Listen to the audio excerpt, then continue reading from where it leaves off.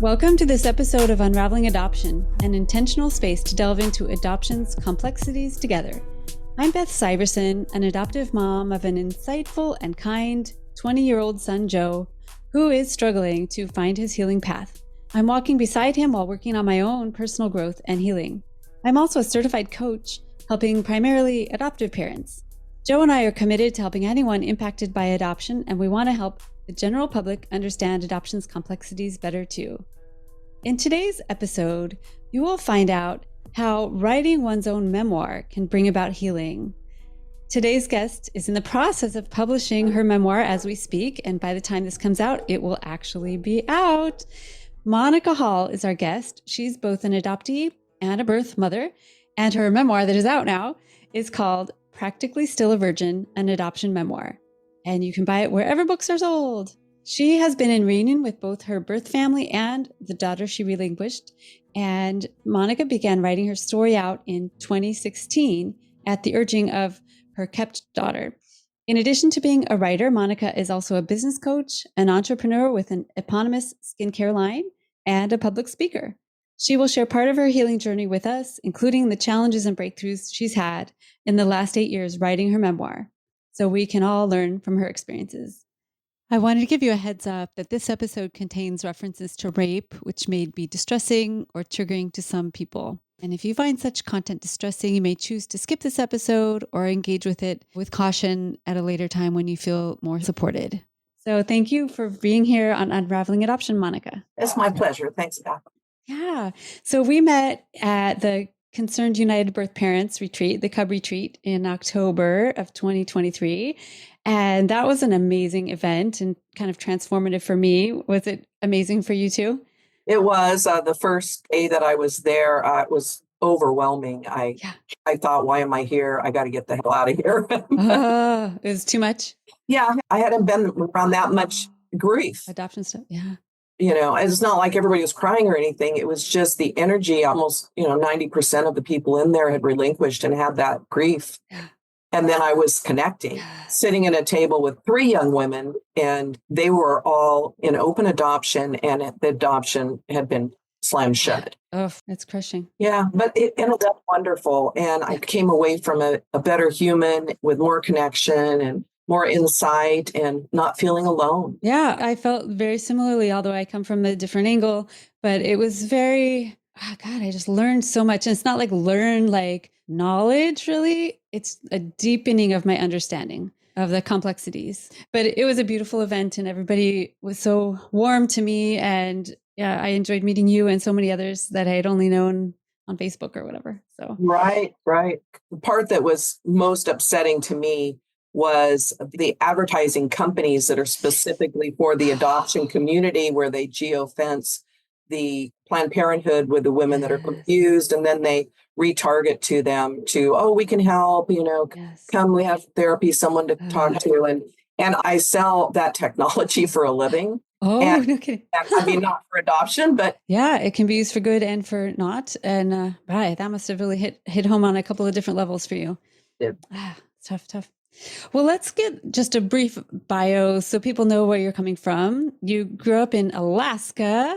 Yes. And that must have been interesting. But tell us about your adoption and whatever parts of your childhood you want to tell us. So I was born in Edmonton, Alberta, Canada, and relinquished, I believe, at birth. I found out from my granny in reunion that I had a full head of black hair.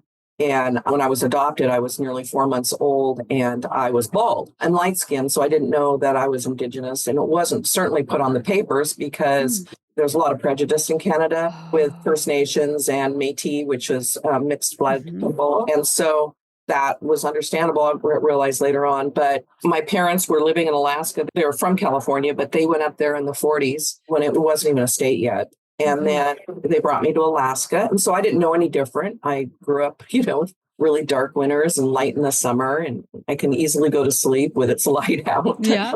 If I'm in Alaska. Good skill.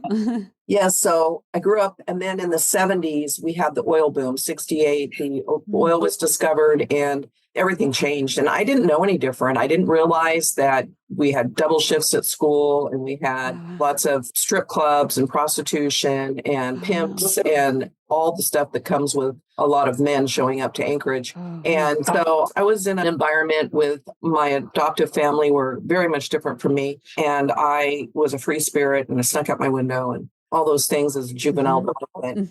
And, I think part of that was survival strategy. My adoptive parents loved me, but there was a lot of abuse in my home.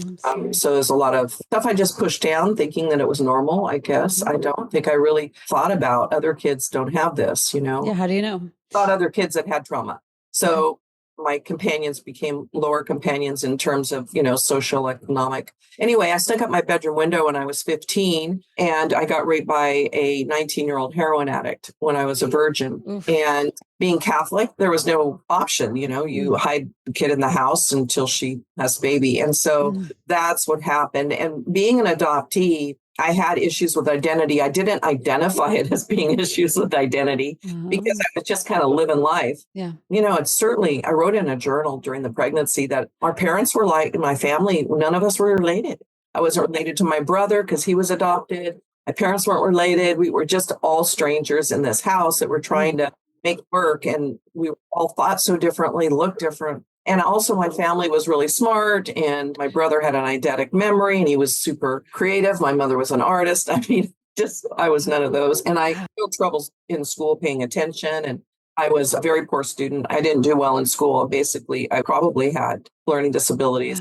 And, part of I want to go back to is relinquishing my baby. I think a lot of that in my internal dialogue and, it's in my memoir. Much better than I'm articulating it right now. But as a broad brush, I think that being an adoptee groomed me to relinquish my own child. And I had, and still do, have a lot of guilt around that and super complex. I was reading one of my essays on my blog just now, and I'm like, holy crap. My perceptions changed over the years when I started writing about all of it. So I don't know if you can call that coming out of the fog, but I think I did come out of the fog in so many ways, or at least the perception shifted. So I moved to the lower 48 and had wanted to find my birth family, my birth mother specifically. I wanted to ask why, it was somebody that looked like me. I relinquished my only known blood relative for adoption. They did let me see her. And then once I moved to the lower 48, I started drinking when my father passed. I had a really complex relationship with my father.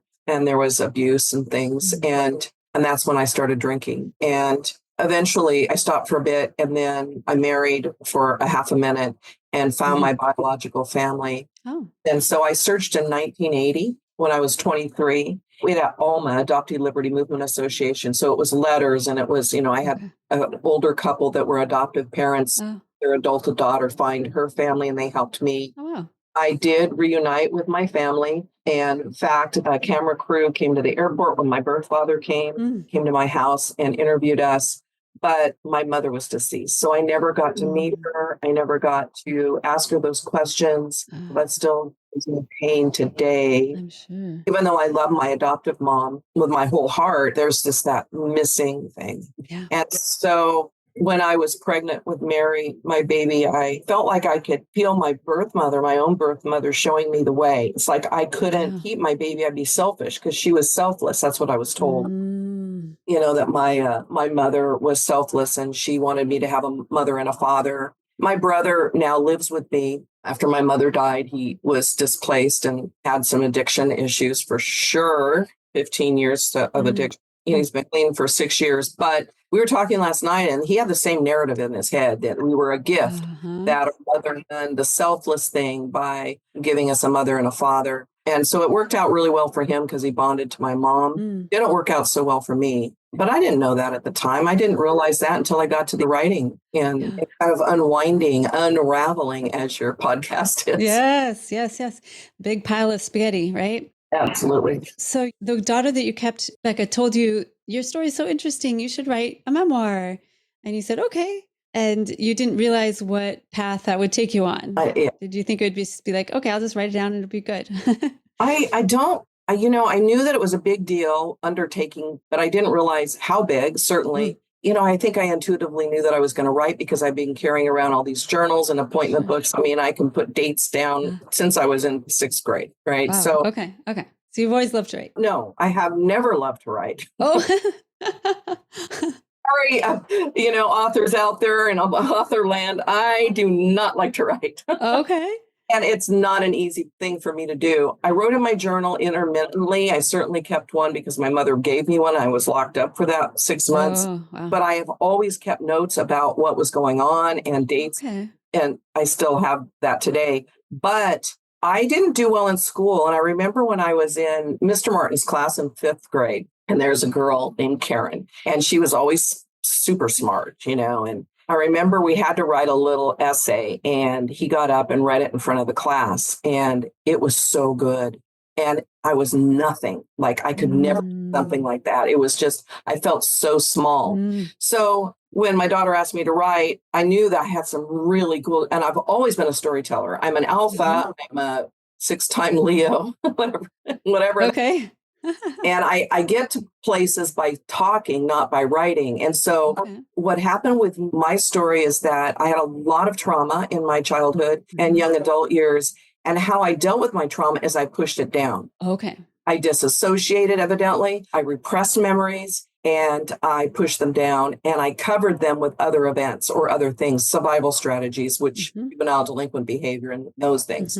But that was my survival strategy. So when my daughter, Becca, she said, "Mom, you got such an interesting story. I mean, you were adopted, and then you gave Mary up for adoption, and then you found your family, and then you found Mary. It's just fascinating. People would be really interested." And it wasn't an interesting story to me because it was my life. Yeah. But I wanted to get to the other stuff, the stuff that I didn't get, like why my father said certain things to me. What was behind that? Why did I have reoccurring dreams about looking in the windows of my former homes? Why did I have a flashback 13 years after we moved here?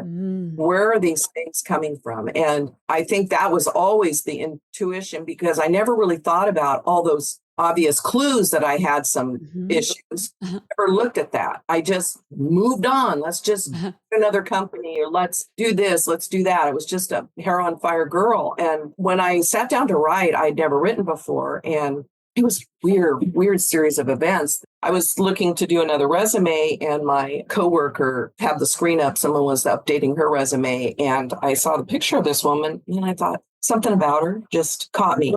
And I emailed her, "Can you redo my resume?" She was somebody in Wisconsin. I'm in California. Okay. And I mentioned in the email that I was writing a memoir, and I'd only written a couple of essays. I'd written the rape. Okay. And I didn't even know how bad they were. I had no clue. And she said, "Well, I'm a developmental editor." Oh. I didn't know any of the terminology about writing.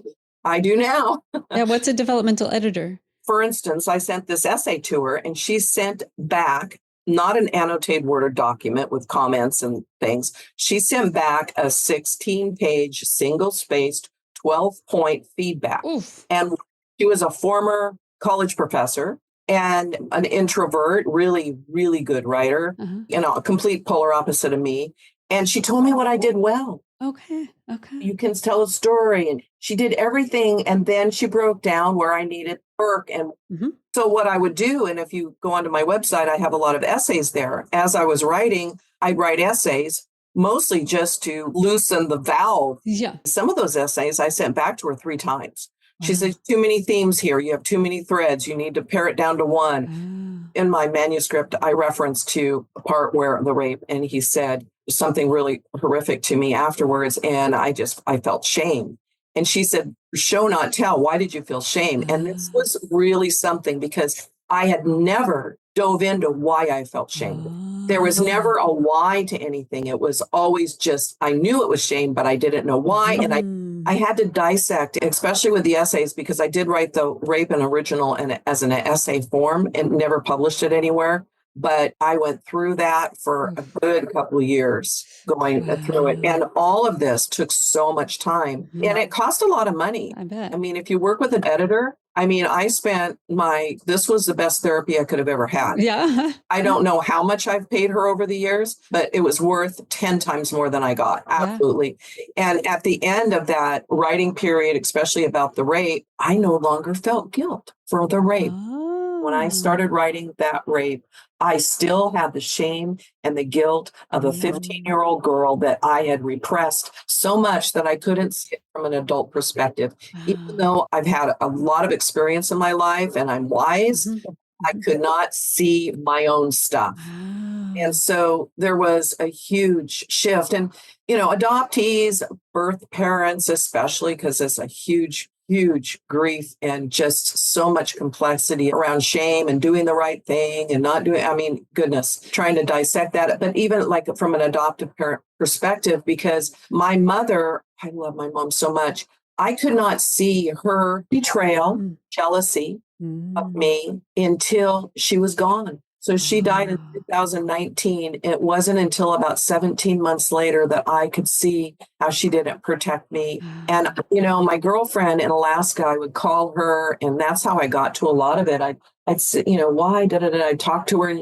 And then I go, oh my gosh, because I get to it by talking, because that's how I process. I don't process by writing, which is what most writers do. I process by talking. And then I go, that's it. Or this other crazy thing would happen when I'd walk away from the manuscript for a day or an hour or whatever, and I'd be washing the dishes or pulling a weed or dusting or petting my dog or something non-associated with thinking about it. There'd be things that come in and deep perspectives that I couldn't get to when I was sitting there in front of the computer. So it was like the universe, whatever, God, or just my higher self or my subconscious gave me more clarity when I stepped away. And the other thing that was told of me and that I learned in this process is that when I did put the manuscript down for a few months and came back, I could see things so much differently and so much clearer. So distance really helped. It's quite fascinating. That's a good tip for writers, because I would think you just have to sit down there every morning at 8 a.m. and just sit there until something comes out. But you're saying the opposite for you worked. Yeah. I think that's an assessment in writing memoir, or even that's what my editor said. That's what I've never people that wrote have told me. So you just have to walk away. It's that thing that we push away from what we really need when we're trying to, it's sort of like this thing I have tacked on my bulletin board here. God does not need me to police his universe. Trying too hard. That's the thing when I'm trying, I got to get out of the way so that the memories will come, the perspective will come, my problems will get solved. I have to not be in the driver's seat. I need to let that come when it's supposed to. And if I give it space, it does. It absolutely does. So those were some of the things that happened. And then after my mom passed in 2019 and I could see her with more clarity, it was interesting. I was on a phone call. So I was severely beaten by my dad. Oh, wow. I'm so sorry. And my mom was there in the room. And I had a lot of repressed memories around that, particularly things that I go into in the manuscript. But anyway, I would call my friend Kelly in Alaska, who was, she had a troubled childhood as well and abuse in her family. And she said, Monica, you always made excuses for your mom. Everybody could see it because I love my mom. She was my mom, Sure. And I know she loved me. It was complex. She gave me her journals a few years before she passed. And I questioned why, because I read them, particularly when I was 19, and there were some horrific things she wrote in there about me. I think she was just angry because of my attitude, or it wasn't my attitude. I was never disrespectful. We just didn't do that. I was terrified of my mom. Yeah. But you were kind of off the rails at that point. No, it wasn't that. It was when my dad was dying. That's when I started my alcoholism and I was never home. So I just abandoned them. And he saw it as self-centered, which it was. But it was because I couldn't deal. I couldn't deal with it. And so that's when my alcoholism started. And I would come in and just eat and leave. And it was just absolutely self-centered behavior. But I was trying to survive. It was really traumatic for me because I loved my dad so much. He was the one, when I got adopted at like 4 months, I was in a foster home with like 10 other babies. And she took me home and I have memories of us, playing the piano, and I was just undivided attention. She was so lovely and so sweet. And then my brother came along. We went to get him in Canada. And my mother tells me, and she laughs about it with my brother. I never thought it was funny that she said, when you looked up and you were walking next to me and you saw that he had replaced you in my arms, the look of Mhm. horror and terror on your face was, and they both laugh. And I'm like, this was not funny. It was trauma. No, that was true. I was abandoned twice. Oof. And my brother couldn't help being needy. He had probably failure to thrive syndrome. He's super sensitive. He was 3 weeks old. He was sleeping through the night. He was Wow. gangly and thin and had allergies and cried all the Mhm. time. And he needed her undivided attention. And I was a different kid. I was strong and independent, and she didn't think I needed her. And man, I resented that. You look at Mm. pictures of me and my brother, and either my hands over his head or I'm, got my jaw out, that's what I do when I get mad. Oh, wow. Just was mad at that little boy. Oh, You wow. took away my mommy. Sure. And that happens in families that are on adoption too. Sure. Adds an extra layer though for an adoptee. Yeah. Well, it sounds like you're writing the book just forced you to just uncover layer after layer of your trauma and your family relationships. And what was the biggest challenge for you writing that book? Seeing things for the way they were. Yeah. Digging this up and looking at it squarely. It was a process. Yeah. Everybody's different though. So another person that, is listening to this, they may not have had the same, we're all different, right? And I pushed it down. So they were so far under. I have this stick to itiveness, I guess. I've got to finish things. Start things, I finish them. Sure. And as I started writing and it got really dark for a while, I called my mom and I said, Mama, I can't do this anymore. I'm putting on weight. I don't go out. I'm depressed. It's just wrecking me. And she was always supportive, like, honey, then okay. She always took my side. Mhm. On the other side of this memoir, I'm super grateful that I was able to undertake this and that I had the angels, whatever, whether they be the editors or people that have stepped in and given me support. I'm so grateful because it was supposed to happen. And it's obvious it was supposed to happen. And like the money showed up when I needed it, for this or that. And I felt a lot of shame around my lack of education and cutting school and hardly even making it through school. And then I bullied people to give me the answers in school, and I cheated on tests and all that. And being an entrepreneur, this is so funny, Beth. So I cut school, wasn't there for anything. And then I start a manufacturing business in my kitchen in the 90s, manufacturing herbal soap, right? So, this is fun, And then, of course, because I grow things big, I can't do anything small. I end up getting in Whole Foods and getting investors and building a big operation. And my gosh, if you take a soap formula that's like in a 5-gallon bucket and you multiply it to 500 pounds, you need algebra because you need chemistry because it doesn't make the same formula and it doesn't work. You have to know stuff. And I could have used algebra. And then I'm a writer, for heaven's sakes. I could have paid attention in English, for gosh, I wonder what your English teachers would think if they knew you have a book now. Yeah. They'd say, right on, Monica, Yeah. But there's a book that I read that was an adoption book, and it was such a beautiful book. She Turned Her Head Away by Patricia Moffat. And she found 2 years before I did, in kind of the same era with the limited, having to do it all the hard way. And she had a very similar experience with her birth mother that I did. And when I read that, I was just, it was horrific, because then I realized my mother had written those same things in her journal. When I read them initially in 2022, I read it, but it didn't land. It's like my brain was still protecting me. And then I read her book last June. I was just like, oh my God, my mom said the same thing. Oh my God. It was so painful. And then I reached out to this woman because I felt such a kinship with our experience. And I reviewed her, and she read my manuscript and she cried through a lot of it. She said, that's what's the thing about writing is so wonderful for the people that get to feel not alone when they read it. Like you relate, you feel connected. Yeah. Not the only person. It's, it's so relatable. And this is an adoption story per se, but and anybody that has trauma or difficult relationships are going to and have reached out to me and said, oh my gosh, and just told me the things that they've never told anyone. Yeah. I think your book is going to help a lot of people, birth parents, adoptees, adoptive parents, and just like you said, anyone with trauma, anyone that struggled with addiction like you have. And you've been in recovery for 4 years, right? 40. You've been in recovery for 40? 40 years. Yeah. Wow. That's amazing. Oh, I thought you said 4. 40. Yes, 40.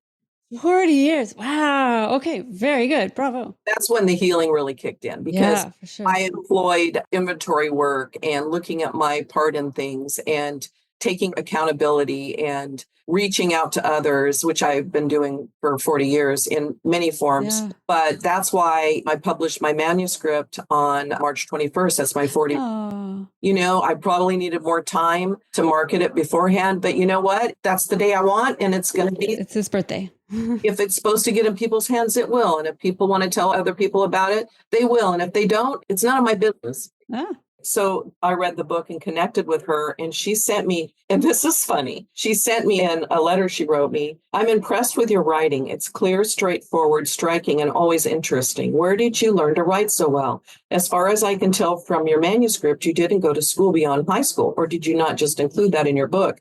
Did you go to writing workshops? Did you read a lot as a kid? I remember you said you wrote in journals for many years. You may just be a natural writer. You don't have to answer this question. As an old high school English teacher, I'm just being nosy.